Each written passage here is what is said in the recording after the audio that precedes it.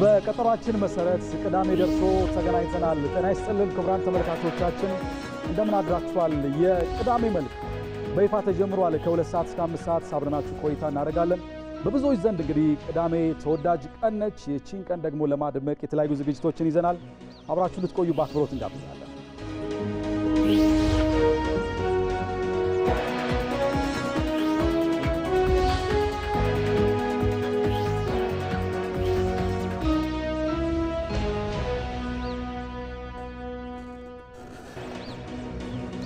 ክቡራን ተመልካቾቻችን እንግዲህ የቅዳሜ መልክ በይፋ ተጀምሯል። በዚህ ታሪካዊ ቀን ላይ በመገኘታችን ትልቅ ደስታ ይሰማችኋል ብዬ አስባለሁ። እንዴት ነው ስሜት?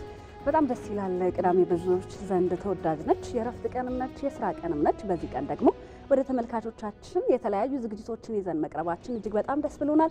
የቅዳሜ መልክ ዝግጅታችን ታዲያ 3 ምዕራፎች ነው የሚኖሩት።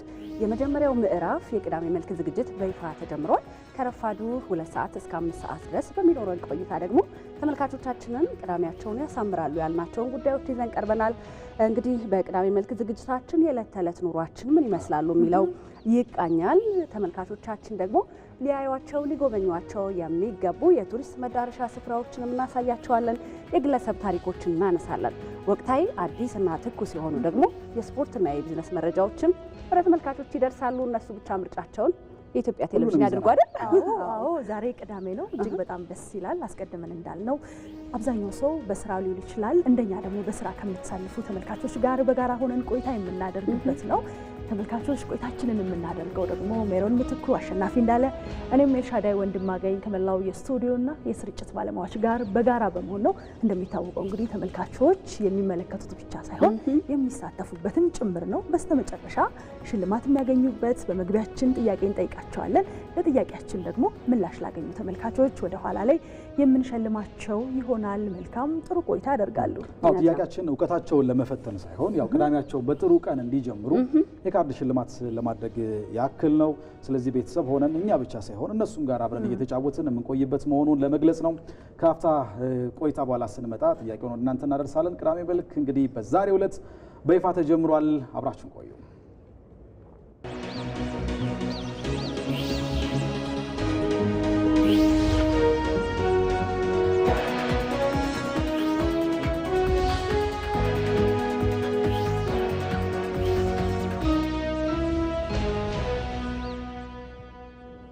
እንግዲህ ክቡራን ተመልካቾቻችን ቀደም ብለን እንዳልነው ጥያቄ ወደ እናንተ እናደርሳለን።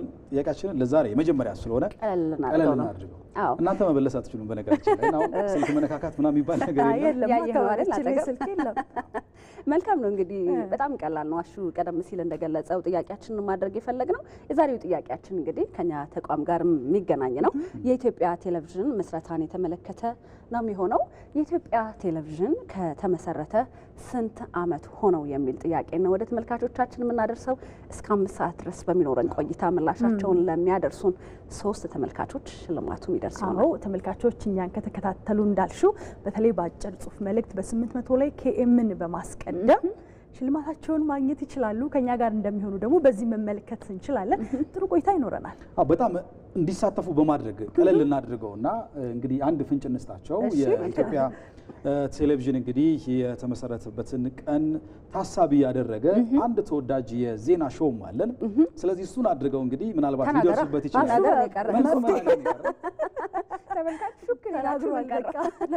ቀለል እናድርገው። የመጀመሪያ ቀን ስለሆነ ዝም ብለን ከመሸለም እንጠይቅ በሚል ነው እንጂ ለተመልካቾች ለብዙዎቹ ብንሸለም ደስ ይለን ነበረ። በእርግጠኛነት የኢትዮጵያ ቴሌቪዥን የሚከታተሉ ተመልካቾች ደግሞ ይህ ጥያቄ የሚከብዳቸው አይመስለኝም። የቅዳሜ መልካችን ተጀምሯል። አሁንም ተመልሰን እንገናኛለን። አብራችሁን ስለሆናችሁ እጅግ በጣም ደስ ይለናል።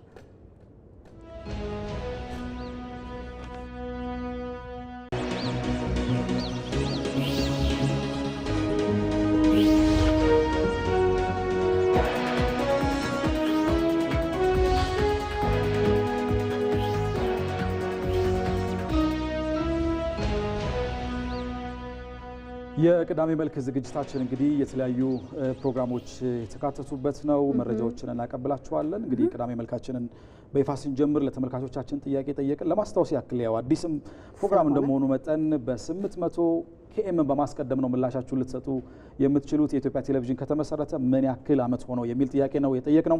አሁን እንግዲህ አጫጭር መረጃዎችን ደግሞ ለተመልካቾቻችን እናድርሳቸው። እንደሚታወቀው ከሰሞኑ እንግዲህ ጠቅላይ ሚኒስትር አብይ አህመድ ከኢቲቪ ጋር ያደረጉትን ቆይታ ተከታታይ ክፍሎች ለተመልካቾች እያደረስን ነው የምንገኘው። በትናንትናው ዕለት በተላለፈው ፕሮግራም ላይ እንግዲህ ጠቅላይ ሚኒስትር አብይ አህመድ የኢትዮጵያ አሳፋሪ ስብራት ልመና ስለመሆኑና በሴፍቲኔት ለመታቀፍ ጭምር ጥሪታቸውን የሚሸጡ አሉ ማለታቸው ብዙዎችን ያስደነገጠና ያነጋገረ ጉዳይ ነበረ። እውነት ነው። ካነሱት ሀሳብ መካከል ደግሞ አንዱን ብንጠቅስ በተለይ ኢትዮጵያን የሚያክል ትልቅ ሀገር እንዴት ለልመና ትዘጋጃለች የሚል ሀሳብን ሲሰነዝሩ ነበረ። አንዳንዴም ከሷ ያነሱ ሀገራት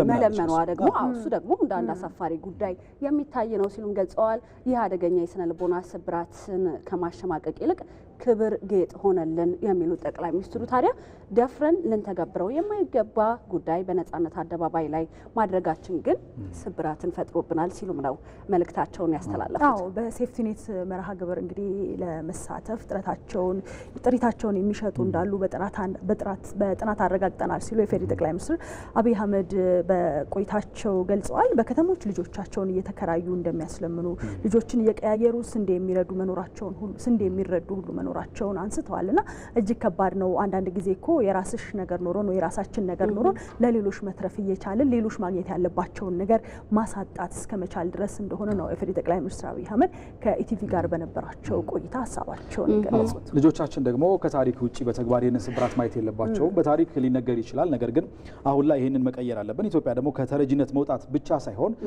ረጂ መሆን የሚኖርባትና ለዛም ደግሞ አቅም ያላት ስለመሆን ነው አጽንኦት ተሰጥቶበት ይሄኛው የመጀመሪያ ጉዳያችን ነው።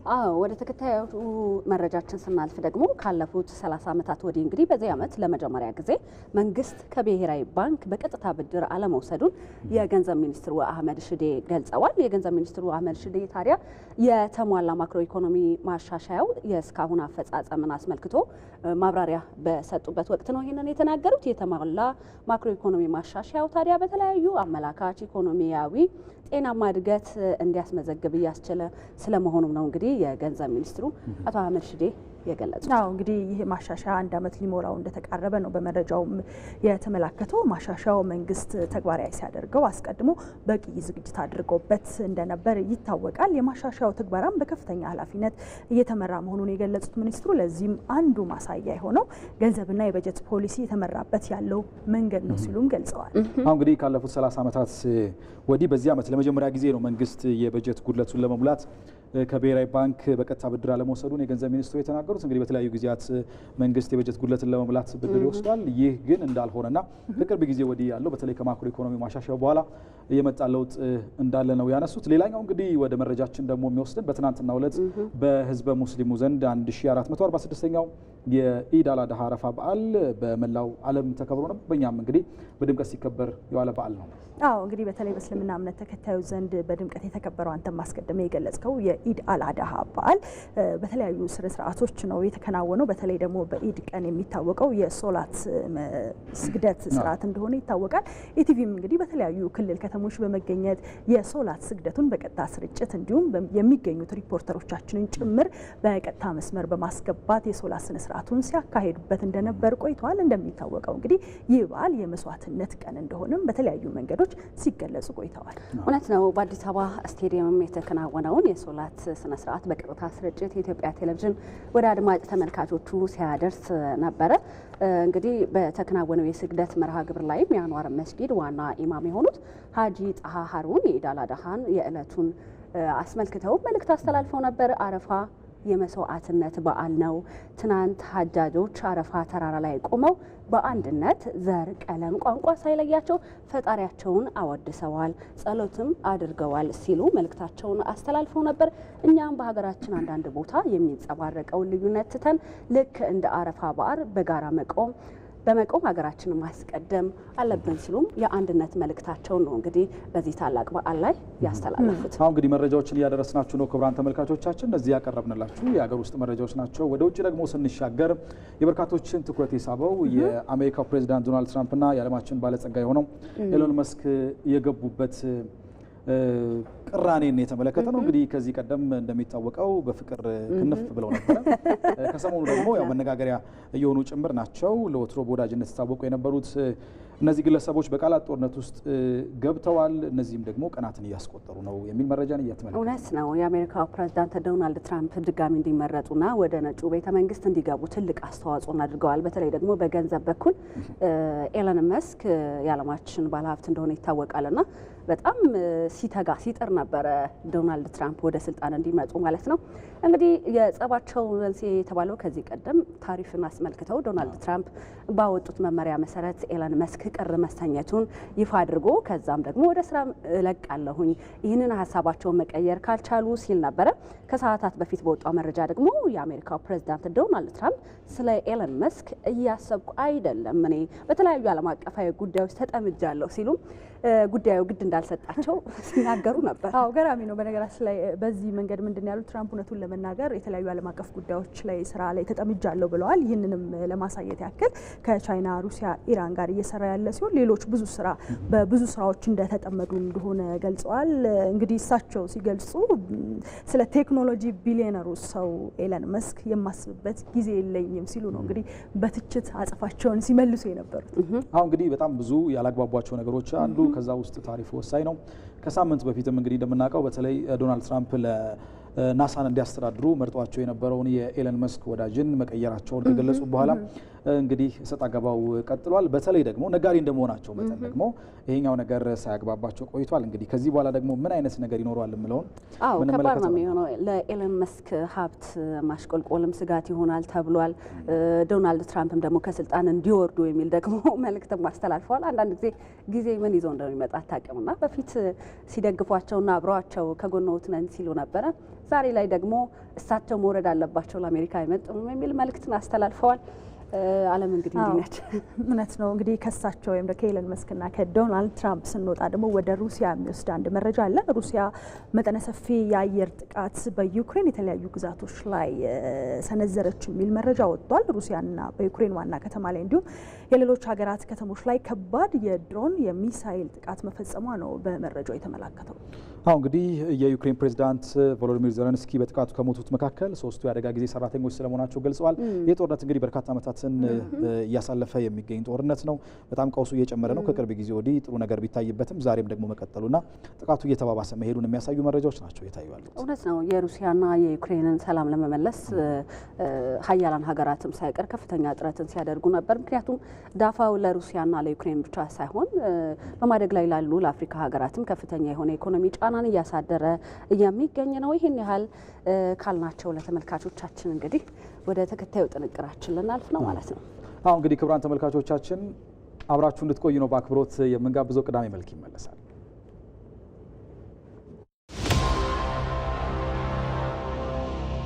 ብልጽግና በታሪክ ካለፍንባቸው ፓርቲዎች የተለየ የሚያደርገው ምንድን ነው? እንደ ብልጽግና በከፍተኛ ድምፅ አሸንፎ የለም ብቻዬን አልመራም የምትፎካከሩ ኑና አብረን መንግስት እናስተዳድር ያለ ማን አለ? እስካሁን እኮ ሰምተንና ከሙስናና ብልሹ አሰራሮች ጋር በተገናኘ የሚነሱ ቅሬታዎች አሉ። ምንም እንዳልነበረው ታሪክ እንዳልነበረው እየታወቀ ኮንትራት ስጡት፣ ብድር ስጡት፣ ፕሮጀክት ስጡት ብዬ በአንድ አመት ቢሊዮነር የማደርገው ኩባንያ የለኝም።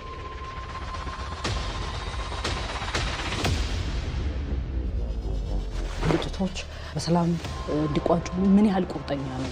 በጥባጩ፣ ረባሹ፣ ክላሽ አንጋቹ፣ ጦርነት ጠማቂው ደግሞ መልሶ ሲሸነፍ የሰላም ሰባኪ ይሆንና ከሳሽ ይሆን። የኢትዮጵያ ነገ ገጽታ ምን ይመስል ይችላል ብለው ያስባሉ? የኢትዮጵያ ነገማ የሚያጓጓ የሚያስመረቃ የሚያስቀና ኢትዮጵያ እንዲነበረች የሚያስብል እንደሚሆን ምንም ጥርጥር የለም። ምንድን ነው የሚያነሳሳው ይህን ተግባር ለመፈጸም? ኢትዮጵያ ወደብ ያጣችበት መንገድ በጣም ያስቆጨኛል። ኢትዮጵያ ባለፉት 30 ዓመታት ወደብ የላትም። ይሄ የሆነበት መንገድ በጣም ያስቆጨኛል። እርስዎ የትዳር አጋር ነዎት፣ አባት ነዎት እና ደግሞ የሀገር መሪ ነዎት። በዚህ ሁሉ ሂደት አንድ ላይ ይህንን ሁሉ ማከናወን አይከብድም?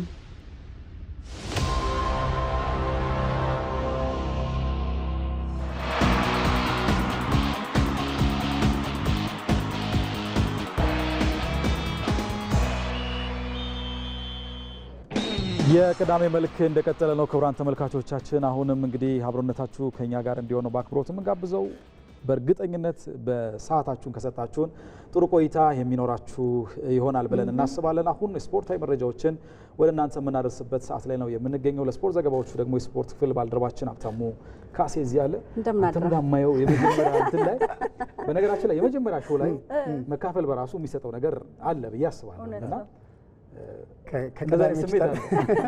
እሱ ነገር ነው ደግሞ የቅዳሜ መልክ አይደለ? የቅዳሜ መልኩ ምን ይመስላል ቢሉ ስፖርትን ይመስላል። ለራስ ሲቆርሱ በእርግጠኛ ስፖርት ሁሉም ቀን እንዲሰራ ነው የምንሞክረው።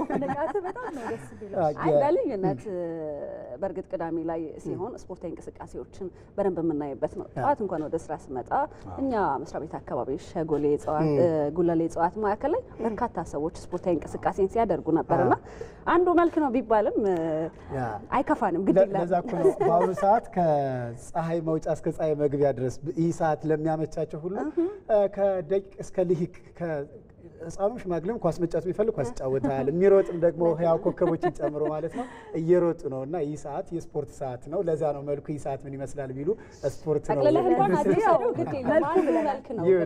የስፖርት መልክ ብለናል። እንግዲህ ትናንትና በሮም ዳይመንድ ሊግ ተካሂዷል። እንግዲህ ተጠባቂው በተለይ ጉዳፉ ጸጋዬን አንደኛ ትወጣለች የሚል ግምት ነበረ፣ ግን አምስተኛ ወጣለች። ምን አይነት ስሜት አለው? የሮም ዳይመንድ ሊግ ነው ጅማሯችን የምናደርገው። ቀደም ሲልም ኤልሻዳይ ያነሳችሁ ነጥብ ዋነኛው ትልቁ ነገር ነው። ትናንት ሮም ላይ ይጠበቅ የነበረው በተለይ 5000 ሜትር የቼቤትና ደግሞ የጉዳፍ ጸጋይ ፍክክር ይጠበቅ ነበር። ምክንያቱም ጉዳፍ ጸጋይ የ5000 ሜትር የሪከርድ ባለቤት ነች እና ከቼቤት ደግሞ አሁን ያለችበት ወቅታዊ ሁኔታ የ10000 ሜትር ደግሞ የሪከርድ ባለቤት ነች። ሁለቱ የሚያደርጉ ፍክክር ይጠበቅ ነበርና እሱን ተከትሎ ደግሞ ጥሩ ፍክክር ተመልክተናል እና ቢያትሪስ ቼቤት አሸንፋለች 14 ደቂቃ ከ03። ያ ማለት ደግሞ ሪከርድ ልሰብር ወይም ደግሞ የ5000 ሜትር ሁለተኛው ፈጣን ሰዓት አስመዝግባለች እና የሪከርድ ባለቤቷ ጉዳፍ ጸጋይ ነበረች፣ ግን ትናንት አልተሳካላትም።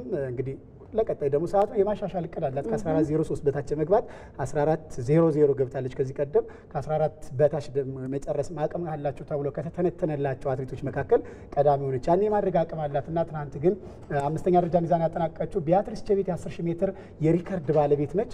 እንግዲህ ትናንት ግን አንደኛ ደረጃ ሚዛን ያጠናቀቀችው ሁለተኛው ፈጣን ሰዓት አስመዝግባለች። ሌላው ፍረወይኒ ኃይሉ ሌላኛዋ ኢትዮጵያዊት ግን ትናንት ሁለተኛ ደረጃ ይዛ አጠናቃለች። የገባችበት ሰዓት ደግሞ 14:19 ነውና ጉዳፍ ጸጋይ ትናንት ብዙ ተጠብቃለች፣ ግን አምስተኛ ደረጃ ሚዛን ያጠናቀቀችው በሌላ መንገድ አልወጣም ከኢትዮጵያ ሪከርድ የሷም ስለሆነ ሪከርዱን የማሻሻል አቅም አላቸው ተብሎም አሁን በተደጋጋሚ የሚጻፍላቸው አትሌቶች መካከል ቀዳሚዋ ነች ጉዳፍ ጸጋይና ትናንት ግን ከቢያትሪስ ቼቤት ጋር ያደረጉት ፍክክር በጣም ቀልብ ሳቢ ነበር እና በቢያትሪስ ቼቤት አሸናፊነት ነው የተጠናቀቀው። የ1500 ሜትርም ተጠባቂ ውድድር ነበር። ሳሮን በርሄ ከኢትዮጵያ 10ኛ ደረጃ ይዛ አጠናቃለች።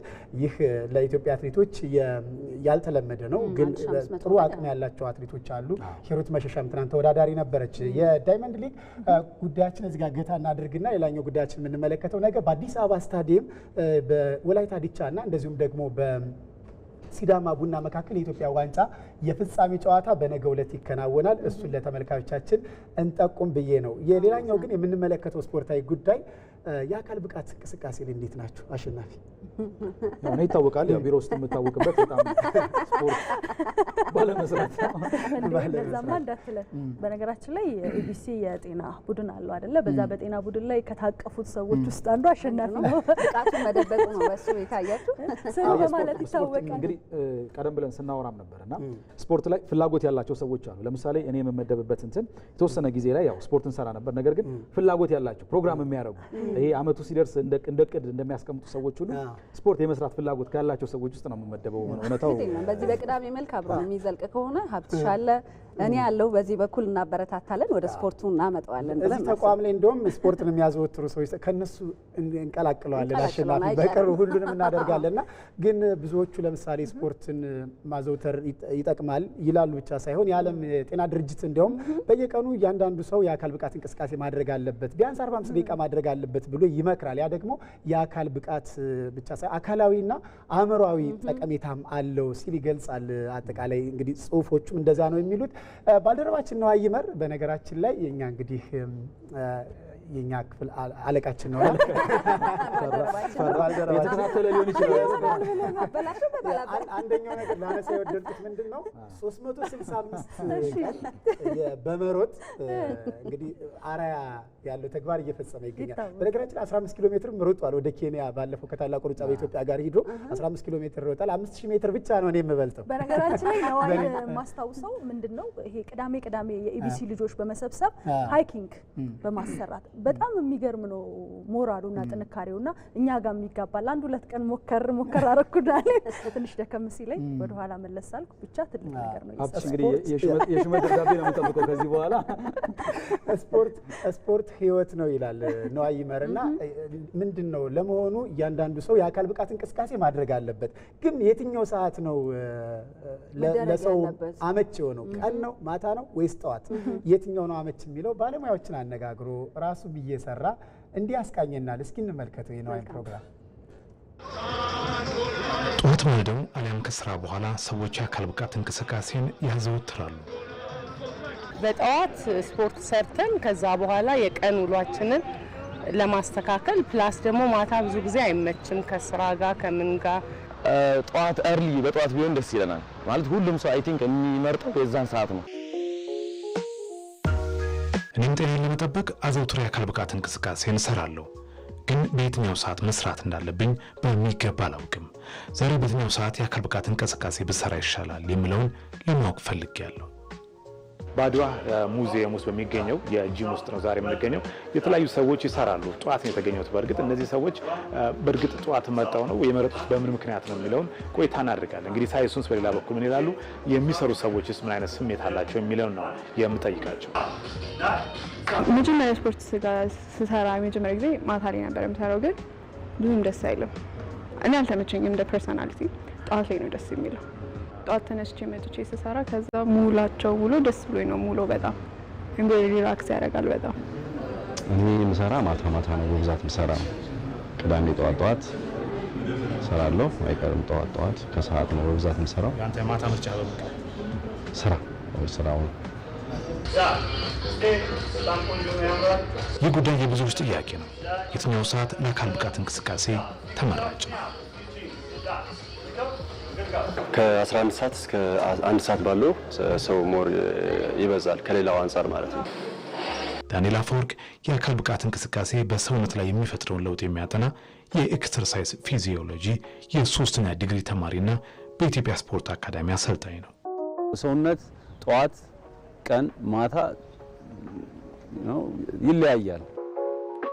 አንዱ ጥናት የሚያሳየው ሴቶችን እና ወንዶችን እያወዳደረ ነው የሚያስቀምጠው። ሴቶች ጠዋት ሲሰሩ ሞር ሊፒድን ወይም ደግሞ ይሄ ስብ የሚለውን ነገር ሰውነት እንዲጠቀም እድል የመስጠትና ከዛ ጋር ተያይዞ የሴንትራል ኦቤሲቲ ወይም ይሄ ማዕከለኛ የሰውነት ክፍል ላይ የሚገኘውን ስብ የማቃጠል ባህሪ እንዳሳዩ ማየት ተችሏል። ጠዋት ስንነሳ ሃርት ሬታችን ወይም የልብ ትርታችን የደም ግፊታችን ባለው ጊዜ ውስጥ የመጨመር ባህሪ አለ። አብዛኛው ኢንክላይን የሚያደርገው ማታ ቢሰሩ የሚል ሪኮመንዴሽን። ሌሊቱን ሙሉ ጾመህ አድረህ ምንም ምግብ ሳትበላ ሳይንሱ የሚለው ወደ 60% የሚሆነው ግላይኮጅን is already depleted የለም ተጠቅሟል። ሰውነት ተኝተንም ሰውነት ጉልበት ይፈልጋል ለማገገም። የተጎዱ አሳቶች መልሶ ሪሃቢሊቴት እንዲያደርጉ በጣም ወሳኝ ነው። በዛ ፕሮሰስ ብዙ ኤነርጂ ወስዶ ጠዋት ስትነሳ ኔጌቲቭ ኤነርጂ ባላንስ ላይ ነው የሆነ የምትወጣው። ከዛ ቁርስ አልበላህም፣ ኤክሰርሳይዝ ላይ ነው ያለው። ይሄ ብዙ ስብ እንድትጠቀም ሞቢላይዝ እንድታረግ ራሱ ኢምፓክት አለው። በጣም ጥሩም ፓርቱ እሱ ነው። ነገር ግን ደግሞ ሳይድ ኢፌክት አሉ። ለምሳሌ ሃይፐርቴንሲቭ ለሆኑ ሰዎች፣ ከልብ ጋር የተያያዘ ችግር ያለባቸው ሰዎች ኤክሰርሳይዝ በዛ ሰዓት ቢያደርጉ ችግሩን የማባባስና ላልተፈለገ ጉዳት መዳረግ ድረስ ሊያመጣ እንደሚችል ደግሞ ያሳያሉ። ማንኛውም ሰው የሚረዳው ሪከርዶች የሚሰበሩት ከሰዓት በኋላ ፓወር ኢቨንትስ የተለያዩ ማስልን ወይም ጡንቻን ሞቢላይዝ ማድረግ የሚጠይቁ እንቅስቃሴዎች ከሰዓት በኋላ ቢሰሩ በጣም አድቫንቴጅ ይኖራል የሚል ምልከታ ነው ያለው። ያ ጠዋት ቢሰራ ዌይት ሉዝ የሚያደርግ ሰው ሞር ቢሰራ አሪፍ ነው ብዬ አስባለሁ ማለት ነው። ጌን የሚያደርግ ሰው ግን ኦልሬዲ እረፍት ስለሚያስፈልገው ማታ ቢሰራ ነው።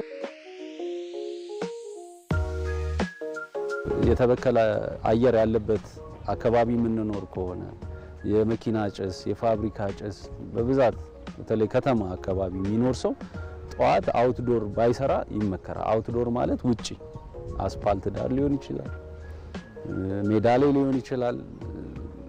አስም፣ የልብ ችግር፣ ሌሎችም ችግር ያለባቸው ሰዎች ጠዋት አውትዶር አልመክርም።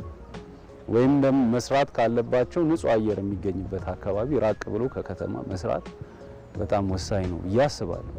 ለአካል ብቃት እንቅስቃሴ የትኛው ሰዓት የተሻለን የሚለውን ለማወቅ እነዚህን ጥያቄዎች ለራሳችን መጠየቅ ይኖርብናል። ምንድን ነው የምፈልገው? በምን አይነት ሁኔታ ውስጥ ነው የምሰራው? እኔ ማን ነኝ የሚለው ራሳችንን እናዳምጥ። ለእኛ የሚሆንን ስፖርት እንምረጥ። ሁልጊዜም በእንቅስቃሴ ውስጥ ነው።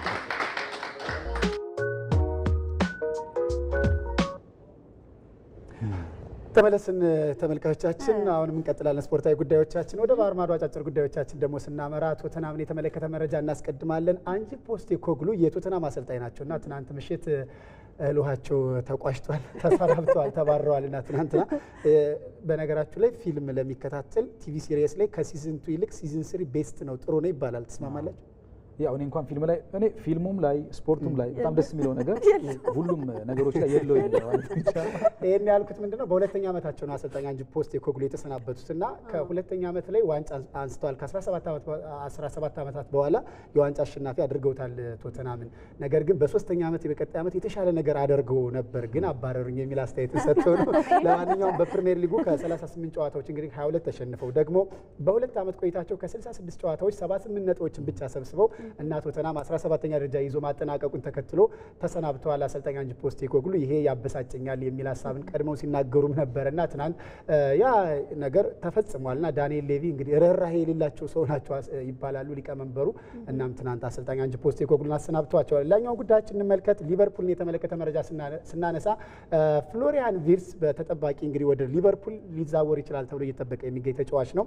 የባየር ሊቨርኩሰን ተጫዋች ነውና አሁን ላይ ባየር ሊቨርኩሰን እዚህ ተጫዋች ላይ ይህን ተጫዋች ከፈለጉ 134 ሚሊዮን ዩሮ ለሊቨርፑል መክፈል አለበት ተብሏል እና ተጫዋቹ በቀላሉ የሚገኝ አይደለም። እስከ ሊቨርፑል ያቀረበው ነው በነገራችን ላይ እንጂ ባየር ሊቨርኩሰን 150 ሚሊዮን ዩሮ ነው የሚፈልገው ለዚህ ወጣት ተጫዋችና 134 ሚሊዮን ግን የተሻሻለ አቅርበዋል ሊቨርፑል። ይሄንኛው ተጠባቂ ዛሬ ሌሊቱን ሲነሱ የነበሩ መረጃዎቻችን ናቸው። ሌላኛው ጉዳያችን የምንመለከተው ደግሞ አርሰናልና ቤንጃሚን ሼሽኮን የተመለከተ መረጃ ይሆናል። አርሰናል በተጫዋቾች የዝውውር ወቅት በንቃት ይሳተፋል ተብሎ እየተጠበቀ ነው። ነገር ግን እስካሁን ምንም አይነት ዝውውርን አልፈጸመም። አጥቂ ይፈልጋል።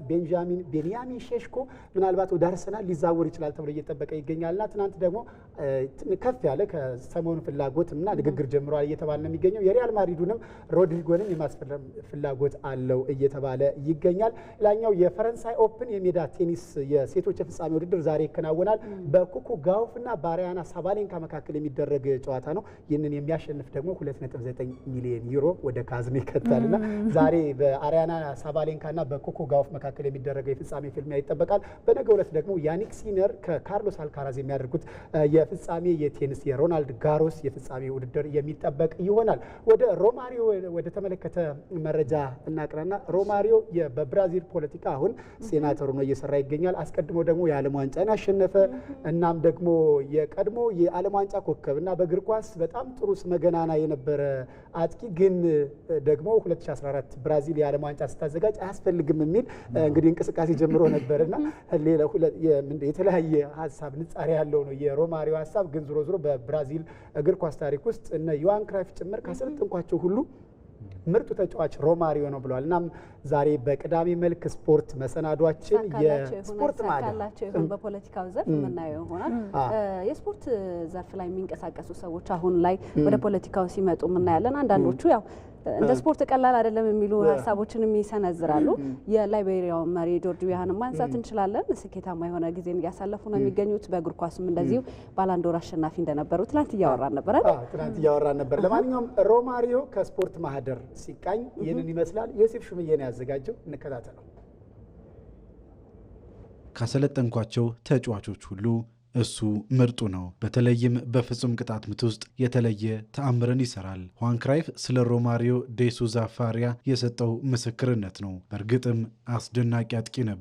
በ20 ዓመታት የጨዋታ ዘመኑ ያስቆጠራቸው 1000 ጎሎች ለዚህ ምስክር ናቸው። ደግሞም ከምሽት ቤቶች የማይጠፋ ተጫዋች ነበር። እንደ ነገ ከባድ ጨዋታ ያለበት ምሽቱን በጭፈራ ቤቶች ያሳለፈባቸው አጋጣሚዎች በርካታ ናቸው። ከዛም ጨዋታው ሊጀመር ሲል ወደ ሜዳ መጥቶ አስደናቂ ጎሎችን አስቆጥሮ ሁሉንም ያስደምማል። እንደ አብዛኞቹ ብራዚላውያን ከዋክብት በድህነት ውስጥ አድጓል። በሪዮ ደ ጄኔሮ የምትገኘው ዣካርዚኒዮ መንደር ደግሞ ተወልዶ ያደገባት ነች። ደቃቃ ሰውነቱን ሰበብ ሳያደርግ በብራዚል አሸዋማ ሜዳዎችና ጎዳናዎች ላይ ኳስን ሲያንከባልል ቆይቶ የ13 ዓመት ታዳጊ እያለ ኦላሪያ የተሰኘ ቡድንን ተቀላቅሏል። ዝናው ከብራዚል የተሻገረው ደግሞ በ1988ቱ የሴውል ኦሎምፒክ ነበር። በውድድሩ የወርቅ ሜዳሊያውን ሶቪየት ህብረት ብትወስድም ሀገሩን ለብር ሜዳሊያ ያበቃው ወጣቱ ሮማሪዮ 7 ጎሎችን አስቆጥሯል። የውድድሩ ከፍተኛ ግብ አስቆጣሪም እሱ ነበር። በ22 ዓመቱ ዓለምን ያስደመመው አጥቂ ከሴውል መልስ የሆላንዱን ፒኤስቪ አይንዶቨንን ተቀላቅሏል። ከየትኛውም ቦታ አስደናቂ ጎሎችን ያስቆጥራል። በአንድ ንክኪ የሚያስቆጥራቸው ግቦቹና በጥፍሩ የሚመታቸው ኳሶቹ መለያዎቹ ነበሩ። አብዶ በመስራት የተካነ ነው። ቁመቱ አጭር ቢሆንም የጭንቅላት ኳሶችንም ያስቆጥራል። ውጤታማው አጥቂ ከሜዳ ውጭ ያለው ምግባሩ ግን ባሪያነት የሚጠቀስ አልነበረም። በፒኤስቪ አይንዶቬን ያሰለጠኑት ቦቢ ሮብሰን እንዲህ ይላሉ። አንዳንድ ልምዶች ላይ እጅግ አስደናቂ ነገርን ይሰራል። ሌላ ጊዜ ደግሞ እግሮቹን ቤት አስቀምጦ የመጣ ነው የሚመስለው። በቀጣዩ ቀን ወሳኝ ጨዋታ ቢኖርብንም እንኳን ለሮማሪዮ አርብ ምሽት የጭፈራ ቀን ነው። ከዛም የቅዳሜው ጨዋታ እስከሚጀምርበት ሰዓት ይተኛና በጨዋታው ላይ ተሰልፎ አስደናቂ ጎሎችን ያስቆጥራል። ሮማሪዮ ሁነኛ ግብ አስቆጣሪነቱ ከነመጥፎ አመሉ በታላላቅ ክለቦች እንዲሰነብት አድርጎታል። በፒኤስቪ ባሳለፋቸው ዓመታትም 167 ጨዋታዎችን አድርጎ 165 ጎሎችን አስቆጥሯል። 3 ጊዜ የኤርዲቪዚው አሸናፊም ነበር። እያንዳንዱን ስኬቱን በጭፈራ ማክበርም የግድ ነው። ለታላላቅ ጨዋታዎች ተጨንቄ ካየኝ ይመጣና አታስብ፣ እኔ ጎል አገባና ጨዋታውን እናሸንፋለን ይለኛል። እንደዚህ በሚለኝ ከ10 በ8 ጨዋታዎች በእርግጥም እንዳለው ግብ አስቆጥሮ እናሸንፋለን። በፒኤስቪ ያሰለጠኑት ሌላኛው ሰው ጉስ ሂድኒክ የሰጡት ምስክርነት ነው። ከሆላንድ አስደናቂ ጊዜው በኋላ በሁዋን ክራይፍ አዲስ አብዮት የጀመረው ባርሴሎናንም ተቀላቅሏል። ሮናልድ ኩመን፣ ፔፕ ጋርዲዮላ፣ ሚሼል ላውድሮፕና ሮማሪዮን የያዘው የ1994ቱ ብሉ ግራና እጅግ አስደናቂ ስብስብ ነበር። ሮማሪዮም ገና በካምፕኑ የመጀመሪያ ዓመቱ 32 ግቦችን አስቆጥሯል። የከበርቻቻ ሱሱ ግን በዛም ተከትሎታል። በአንድ አጋጣሚ እንደውም ተጨማሪ ረፍት ለማግኘት ከአሰልጣኙ ሁዋን ክራይፍ ጋር በጎል ተደራድሯል። በጨዋታው 2 ግቦችን ካስቆጠረ በምትኩ ብራዚል ሄዶ በካርኒቫል እንዲሳተፍ ይስማማሉ። ሮማሪዮም ገና በመጀመሪያው አጋማሽ 2 ግቦችን አስቆጥሮ ከረፍት በኋላ ተቀይሮ ወደ አውሮፕላን ማረፊያ ጉዞውን ይጀምራል። በባርሴሎና ቆይታው በኤል ክላሲኮ ሃትሪክ ሰርቷል። ተጫዋቹ ብዙ ታሪክ በሚሰራበት አቅም ላይ ሆኖ በባርሴሎና የቆየው ግን 2 ዓመታትን ብቻ ነው። ከሜዳ ውጭ ባለው ባህሪ ምክንያት ከአሰልጣኙ ጋር ሆድና ጀርባ መሆኑ ወደ ብራዚል ለመመለሱ ዋነኛው ምክንያትም ነበር። ከዚህ በኋላ ከብራዚል በተጨማሪም በኳታር፣ አውስትራሊያና አሜሪካ ለ10 ዓመታት ያህል ተጫውቶ በ2009 እግር ኳስ በቃኝ ብሏል። ሮማሪዮ በሴሌሳዎቹ መለያም ታሪክ ከመስራት አልቦዘነም። ሀገሩን በ70 ጨዋታዎች ላይ ወክሎ 55 ጎሎችን አስቆጥሯል። ኔይማር፣ ፔሌና ሮናልዶ ብቻም ይበልጡታል። በ1988ቱ የሴውል ኦሎምፒክ የብር ሜዳሊያ የጀመረው ስኬቱ በ1994ቱ የዓለም ዋንጫ ድል ቀጥሏል። በዚህ ውድድር የፊፋ የወርቅ ኳስ አሸናፊውም እሱ ነበር። በኮፓ አሜሪካም የ2 ጊዜ ሻምፒዮን ነው። ከሜዳ ውጭ ሕይወቱ የተገራ ቢሆን ደግሞ ስኬቱ ከዚህ የበለጠ በሆነ ነበር። ሮማሪዮ ከእግር ኳስ ከተገለለ በኋላ ፊቱን ወደ ፖለቲካውም አዙሯል። በቀጥተኛ ተናጋሪነቱ የሚታወቅ በማህበራዊ ጉዳዮች ላይም የሚሞግት ፖለቲከኛም ወጥቶታል። በአሁኑ ሰዓትም የሊበራል ፓርቲን ወክሎ የብራዚል መዲና ሪዮ ደ ጄኔሮ ሴናተር ሆኖ እያገለገለ ይገኛል።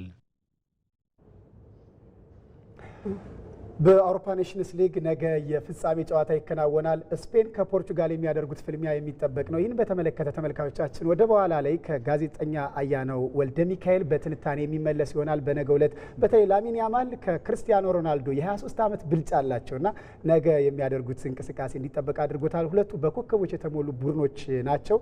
የነገ የፍጻሜው ጨዋታ ደግሞ እንዲጠበቅ አድርጎታል። ይህን በተመለከተ ነው ወደ በኋላ ላይ እንግዲህ ከጋዜጠኛ አያነው ወልደ ሚካኤል በትንታኔና በትንበያ ከእናንተ ጋር ቆይታ የሚያደርገው የማለዳ በቅዳሜ መልክ የስፖርት መሰናዷችን ግን እኔ ያደረስኳቸው የተከታተላችኋቸውን ይመስሉ ነበር። ተመልካቾች ጥሩ ጊዜ ከቅዳሜ መልክ ጋር እናመሰግናለን። በጣም መልካም አመሰግናለሁ። በጣም እናመሰግናለን። መልካም ቀን።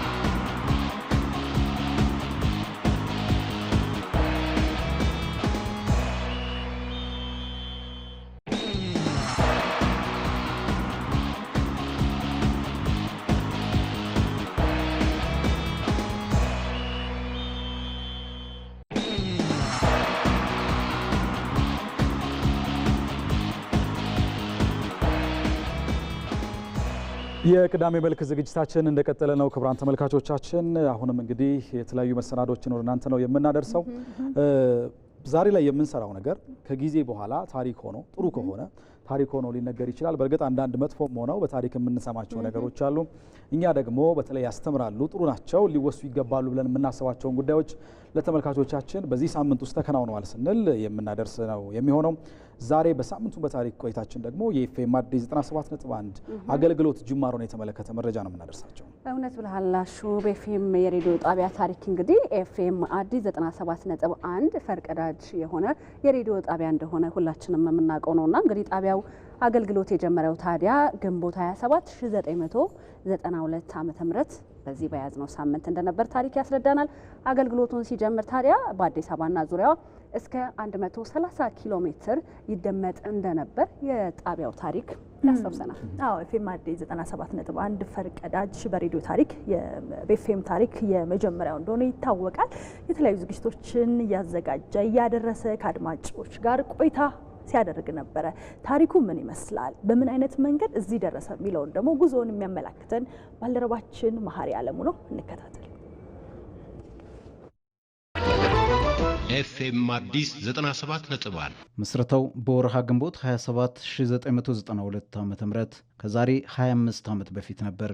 ውጥኑን አሃዱ ብሎ በአዲስ አበባ ሰማይ ስር ሲጀምር 7 ጋዜጠኞችን ከቴክኒክ ባለሙያዎች ጋር አቀናጅቶ ነው ኤፍኤም አዲስ 97.1 በኢትዮጵያ የኤፍኤም ሬዲዮ ታሪክ ቀዳሚ የሆነው ጣቢያው በወቅቱ በህብረተሰቡ ዘንድ አዲስና ያልተለመደ ክስተት ነበር። በጣቢያው ምስረታ ወቅት ስራቸውን ከጀመሩት ጋዜጠኞች መካከል ጋዜጠኛ አበበ ፈለቀ አንዱ ነው። አድማጮቻችን በመከታተል ላይ የምትገኙት ከኤፍኤም አዲስ 97.1 የሚተላለፍላችሁን ስርጭታችን ነው። ኤፍኤም አዲስ 97.1 ሊመሰረት 2 ወራት ገደማ ሲቀሩት ከኢትዮጵያ ሬዲዮ 5 ልጆች ጋዜጠኞች የነበርን በወቅቱ ማለት ነው ተመርጠን ነው ኤፍኤም ሊመሰረት ነውና ከዛ ወጣችሁ ሙሉ ሰዓታችሁን በዚህ አዲሱ ጣቢያ ላይ እንዴት መመስረት አለበት፣ እንዴት መሰራት አለበት የሚባሉ ነገሮች እንድናጠና የተወሰነው። እንግዲህ የመጀመሪያዎቹ 5 ሰዎች ከኢትዮጵያ ሬዲዮ ወደ ኤፍኤም እንድንዛወር የተደረገው እኔ፣ ሶሎሜ ደስታ፣ ዶክተር ኤልሳቤጥ ሳሙኤል፣ ማርታ ጸጋውና አስቻለው ሽፈራው ነን። ከዛ በኋላ ግን ጥናቱን እየሰራን ምን ፕሮግራሞች ይካተቱ የሚለውን እንደገና እየተነጋገርን ባለንበት ሰዓት የሰው እጥረት ሊኖር ይችላል በሚል 2 ሰዎች ተጨመሩ። እነሱም ቦርፍነ ሄምር የስፖርት ጋዜጠኛ ነፍሱን ይማረው እና እንዳልካቸው ፈቃደ ከወጣቶች ፕሮግራም እሱም ከኢትዮጵያ ሬዲዮ ማለት ነው። ስለዚህ በአጠቃላይ በሰባታችን ነው መጀመሪያ በኤፍኤም አዲስ 97.1 የተመሰረተው። ለኤፍኤም ጣቢያዎች ፈርቀዳጅ እንደሆነ የሚነገርለት ኤፍኤም አዲስ 97.1 በወቅቱ በአዲስ አበባና ዙሪያዋ ከ18 እስከ 130 ኪሎ ሜትር ተደራሽ እንደነበር ጋዜጠኛ አበበ ፈለቀ ይናገራል። የኤፍኤም አዲስ 97.1 አሁን እንግዲህ ተስፋፍቷል። አሁን 24 ሰዓት ይሰራል። አሁን በተለያዩ የቴክኖሎጂ አማራጮች የሞባይል መተግበሪያዎችም ጭምር በዓለም አቀፍ ደረጃ ይደመጣል። በዛ ጊዜ 18 ሰዓት ነበር የነበረው። ጠዋት 12 ሰዓት ጀምሮ እስከ ምሽቱ 6 ሰዓት ነበረ። 6 ሰዓት ረፍታችን ነበረች። ከዛ ውጭ ደግሞ ሽፋኑን በተመለከተ አዲስ አበባና አካባቢዋ ከ80 እስከ 130 ኪሎ ሜትር ራዲየስ ዙሪያዋን ማለት ነው አዲስ አበባ እንሰማ ነበር። ከምንም በላይ አይ ቲንክ ኤፍኤምን ውጤታማ ያደረገው የህዝቡ አቀባበል ነው። አዲስ ነገር ነበር በዛ ጊዜ። በጣም ከተለመደው ኮንቬንሽናል ከሚባለው የዜና አቀራረብና የሬዲዮ አቀራረብ ወጥቶ ህዝቡ የራሱን ድምፅ የሚሰማበት አማራጭ ነበር ያገኘው። ህብረተሰቡ በጣም በሚገባ ይሳተፍ ነበር። ችግሮችን ማውራት ብቻ ሳይሆን የመፍትሄ ሀሳቦችን የመጠቆም ሁኔታዎች ነበሩ።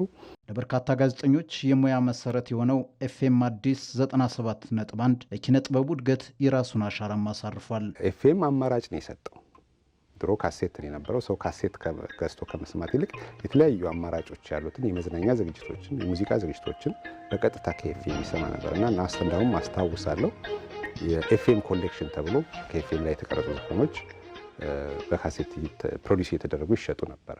ከዛ በተጨማሪ ደግሞ በወቅቱ ለነበሩ የኪነ ጥበብ ባለሙያዎች፣ ሙዚቀኞች አዲስ አማራጭ ሆኖ የቀረበው በዛን ወቅት የተፈጠሩ ዲጄዎች፣ በዛን ወቅት ስራ የጀመሩ የተለያዩ መገናኛ ብዙሃን ባለሙያዎች ዛሬ ራሳቸውን የቻሉ የራሳቸው የሆነ ተቋም ያላቸው፣ የራሳቸው የማስታወቂያ ድርጅት ያላቸው፣ የራሳቸው የመገናኛ ብዙሃንን የሚመሩ ሆነዋል። የቀድሞው የጣቢያው ባልደረባ የነበረው የፕሮግራም አዘጋጅና የማስታወቂያ ባለሙያው ሰይፉ ፋንታውን ኤፍኤም አዲስ 97.1 ዛሬ ለምሰራው ስራ የእውቀት ባለቤት አድርጎኛል ይላል።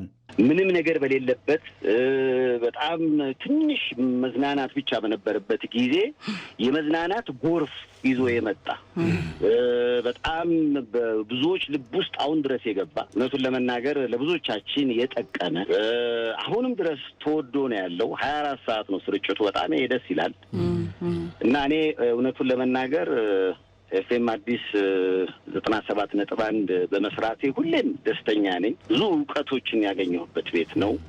ከብዙ ሰዎች ጋር የተዋወቅኩበት ቤት ነው። የአይና አበባ ተክሌ የጣቢያው ቴክኒሻን ናት። ስራዋን የጀመረችው እኩል ከጣቢያው ጋር ነው። የ25 ዓመታቱን የቴክኒክ ሂደት እንዴት ትገልጸዋለች? አሁን በቴክኒኩ ዘርፍ ስነግርህ የምንሰራው በምን ነበር? በሪል ነበረ። እያንዳንዱ ዘፋን የሚመጣው ወይንም ፕሮግራም የሚመጣው ዜና የሚመጣው በሪል ነበር። እያንዳንዷን ነገር እየጠቀለልን ነው በቃ የምንሰራ የነበረው ማለት ነው።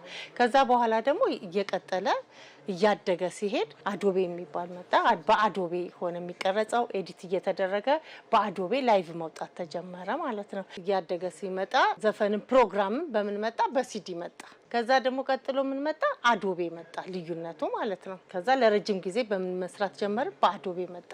በአዶቤ እየተቀረጸ በአዶቤ ኤዲት እየተደረገ ዘፈንን በሱ እያወጣ መስራት ጀመረ ማለት ነው። ከዛን ጊዜ ጀምሮ እስካሁን ድረስ ባለው ልዩነት አሁን ደግሞ ኒቲያ የሚባል ሶፍትዌር መጣ። አሁንም የምንሰራበት ማለት ነው። እንደ ድሮ ከዚህ ጋር ዘፈን አይደለም የምናወጣው፣ ከላይብራሪ ነው የምናወጣው። ፕሮግራም በኔትወርክ አማካኝነት ማለት ነው። ከንጋት እስከ ንጋት በትጋት ኤፍኤም አዲስ 97.1 የዛሬው የሳምንቱን በታሪክ ጥንቅራችን የ24 ሰዓት አገልግሎት በመስጠት ቀዳሚ የሆነውን ኤፍኤም አዲስ 97.1 25ኛ ዓመት የምስረታ ሳምንት ምክንያት በማድረግ አስመልክተናቸዋል። በሌላ ዝግጅት እስከምንገናኝ መልካም ሳምንት።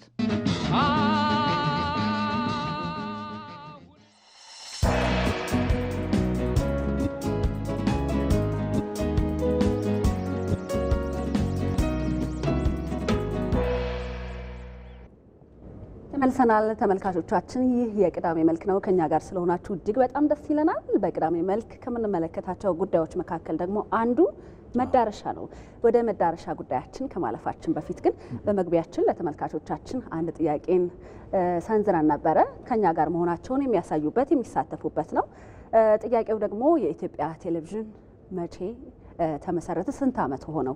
ስንት ዓመት ከተመሰረተ ስንት ዓመት ሆነው የሚለውን በ800 ኬኤምን በማስቀደም ምላሻቸውን ቢያደርሱን እኛ ደግሞ የ500 ብር የሞባይል ካርድ ለሶስት አሸናፊዎች በፕሮግራማችን ማብቂያ ላይ ወደ እነሱ የምናደርስ ነው የሆነውና እንግዲህ ወደ ቱሪዝሙ ልንመጣ ነው ማለት ነው። መዳረሻ ካልን በተለይ ደግሞ እንደ ሀገር በመንግስት 5 ፒላሮች ተብለው ከተያዙት መካከል ቱሪዝም አንዱና ዋነኛው እንደሆነ ይገለጻል። ሀገራችን ኢትዮጵያ እንግዲህ በቱሪስት መዳረሻ ስፍራዎች የምትታማ አይደለችም። በርካታ የቱሪስት መዳረሻ ስፍራዎች አሉን።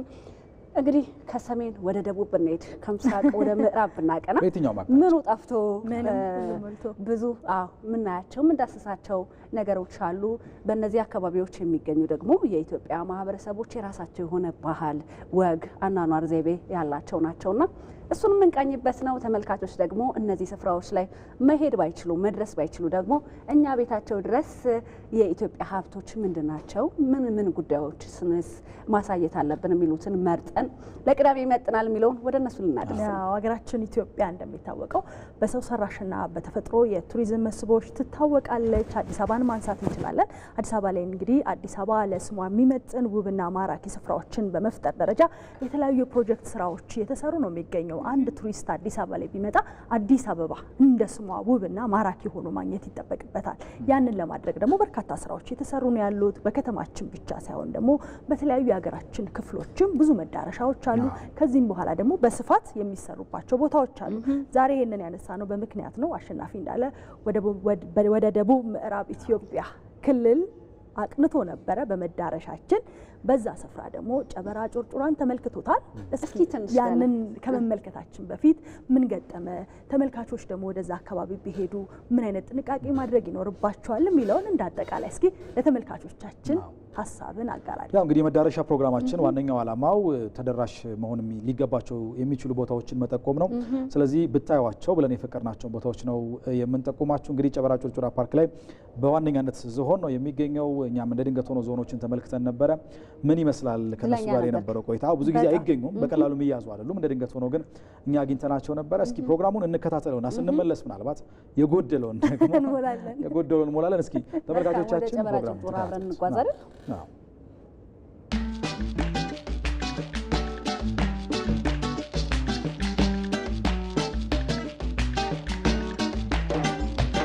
ከአዲስ አበባ ከ475 ኪሎ ሜትር በላይ ተጉዘን መዳረሻችንን ጨበራ ጩርጩራ ብሔራዊ ፓርክ ልናደርግ ነው።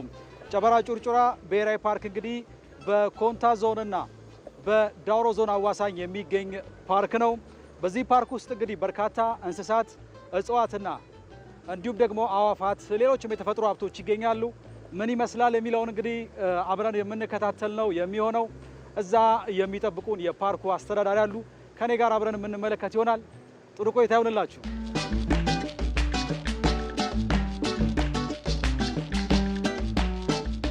ተሽ እንዴት ነህ? ሰላም ነው። ሁሉ ሰላም አማን ነው። እንኳን ደህና መጣ። እንኳን ደህና ቆየ። እንዴት ነው? ሰላም ነው። ሁሉ ሰላም ነው። እንግዲህ ዛሬ ጨበራ ጩርጩራን በደንብ ለማየት ነው ተዘጋጅተን የመጣ ነው። ታሳየናለህ ብለን እናስባለን። እንኳን በሰላም መጣችሁ። በጣም ደስ ብሎናል። እስከቻልን ያክል እናስጎበኛለን። መልካም ቆይታም ይኖረናል። በጣም አሪፍ። እንዴት? እሺ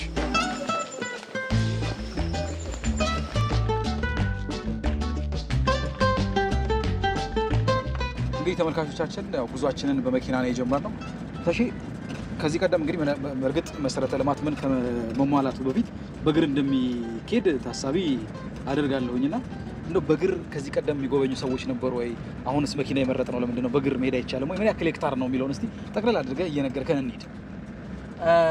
ጥሩ ጥያቄ ነው ያነሳልኝ። ምክንያቱም ይሄ ብሔራዊ ፓርክ 1410 ኪሎ ሜትር ስኩዌር ነው። በጣም ሰፊ ብሔራዊ ፓርክ ነው። ከዚህ ቀደም ባሉት ጊዜያት ውስጥ ፓርክ ውስጥ ለመግባት በጣም አስቸጋሪ ሁኔታ ነበረ። ምክንያቱም የመንገድ አክሰስ አልነበረው። ያ ባለመኖሩ የተነሳ ይህን ውስጥ ለውስጥ የተለያዩ መስህቦችን ለማግኘት ከ2 እስከ 4፣ 5፣ 6 ቀኖችንም መዞር ይኖራል። ሳምንታትንም ሙሉ ዞረን አንዳንዴ ደግሞ ላይገኙም ይችላሉ።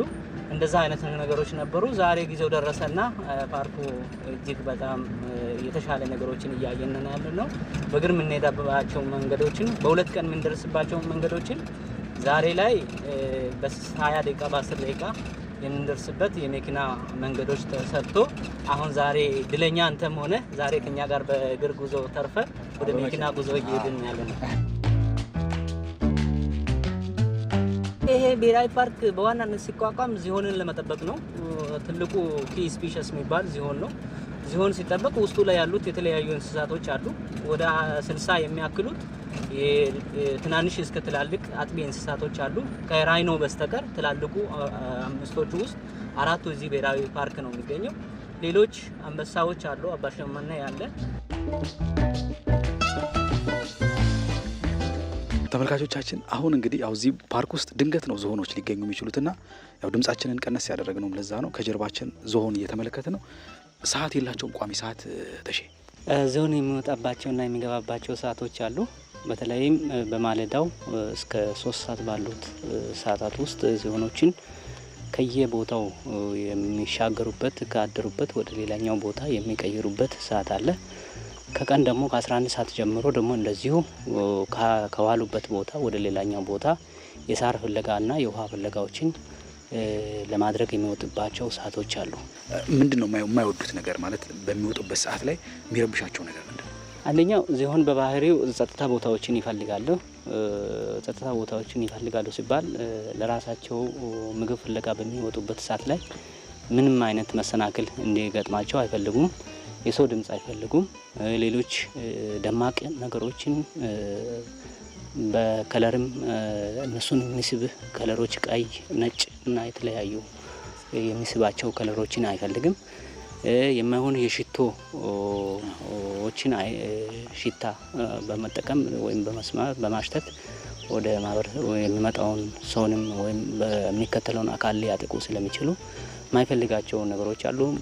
አሁን የሚያወጡት ድምጽ በቃ እንደዚህ ነው ድምጻቸው ወይስ የተለየ? እንግዲህ ድምጻቸው በተለያየ ጊዜ የተለያየ ድምጽ ነው የሚያሰሙት። አንድ ላይ ለመንቀሳቀስ ሲፈልጉ የሚያሰማቸው ድምጾች አሉ። ሰዎች በሚመጡበት ጊዜ የሚያሰማቸው የራሳቸው ድምጽ አለ።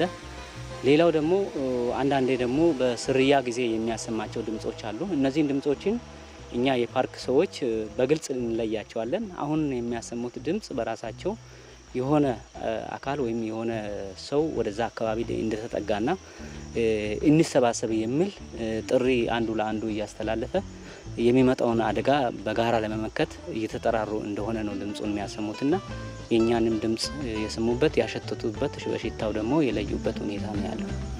ምን ያህል ይሆናሉ አጠቃላይ ዝሆኖቹ? እንግዲህ እንደ ጨበራ ጩርጩራ ብሔራዊ ፓርክ ያለው ዝሆን ከ800 በላይ ነው። ይህም በሀገር ደረጃ ላይ ካሉት 1/3 ቁጥር በጨበራ ጩርጩራ ብሔራዊ ፓርክ ነው የሚገኘውና ከፍተኛ የዝሆን ክምችት ያለበት የውልደት መጠኑም ደግሞ ጤናማ የሚባል የውልደት ሁኔታ ነው ያለው። እስቲ ጉዟችንን እንቀጥልና ደግሞ ሌሎቹን እንመለከታለን። እሺ።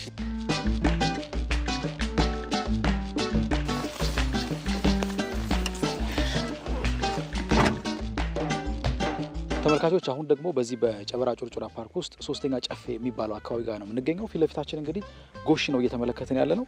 ተሼ እኔ ጎሾቹ በጣም የገረሙኝ አንደኛ ለምንድን ነው እንደዚህ ጭቃ ውስጥ ተለውሰው ነበር መጀመሪያም ያገኘናቸውና የሚለወሱበት የተለየ ምክንያት አለው? ምን ያክል ናቸው የሚለውን ደግሞ ጠቅለል ያለ መረጃ ስጠን እስኪ። ያው እያንዳንዱ የዱር እንስሳቶች የራሳቸው የሆነ ባህሪ ያላቸው። እነዚህ ጎሾች ጭቃ ውስጥ የተኙበት ዋናው ምክንያት አሁን ያለው ፓርኩ ወይም ፓርኩ አሁን ያለበት ቦታ ላይ በጣም ከፍተኛ ሙቀት ስላለ ይህን ሙቀት ደግሞ ለመከላከል ቢያንስ ሰውነታቸው ላይ የተሻለ የቅዝቃዜ እንዲኖራቸው ወደ ጭቃ ውስጥ ገብቶ ራሳቸውን ሰውነታቸውን በጭቃ ላይ ያላውሳሉ። ከዛ መነሻ የሙቀቱን ለመከላከል የሚረዳቸው በጭቃና በውሃ ውስጥ ሲገቡ ስለሆነ ለዛ ነው ጭቃ ውስጥ አሁን ያገኘናቸው። አሁን በጣም እየገረመኝ ያለው ነገር አብዛኞቹ እንግዲህ የዱር እንስሳት ስንመለከት ህብረትን ነው መሰረት የሚያደርጉትና ያው ህብረት በእርግጥ ራሳቸውን ከጠላት ለመከላከል ነው። ግን እንደዚህ ነው በቃ የሁሉ ጊዜ እንቅስቃሴያቸው ወይስ ጠላት በመጣ በሚመስላቸው ጊዜ ነው ህብረትን ምርጫቸው የሚያደርጉት? አብዛኛው ጊዜ የጎሽ ባህሪው ቅድም ያልኩት ነገር እንደተጠበቀው ነው። የተለያየ አሁን የቆላ ዝንቦችም አሉ። እነዛ ዝንቦችንም ለመከላከል በጭቃ ውስጥ ይገባሉ። የቅድሙ ደግሞ የሙቀቱን መጠን ለመከላከልም እንደዚህ ይገባሉ። የተለያየ ጠላቶች ሲመጡ ደግሞ የሚከላከሉበት የራሳቸው ዘዴ አለ። በሚመገቡበት ቦታ ላይም የራሳቸው ዘዴዎች አሉ። አሁን ስናያቸው አሁን ከመነሳታቸው በፊት በተለያየ ዳይሬክሽን ነበር፣ በተለያየ አቅጣጫ ነበር የተኙት። አንዱ ወደ ግራ፣ አንዱ ወደ ቀኝ ወይም አንዱ ጀርባውን ሰጥቶ አንደኛው ፊቱን ወደ ሌላ ቦታ አሳይቶ ነው የተኙትና በተቃራኒ መልክ ነው የሚተኙት። ያ ለምንድን ነው? በተለያየ አቅጣጫ የሚመጡትን ጠላቶችን ቀድሞ ለይቶ ያን ጠላትን ለመመከት በየአቅጣጫው የሚመጣውን ነገር በየአቅጣጫው እያዩ ለግሩፕ ወይም ለቤተሰቡ መልእክት ያስተላልፋል።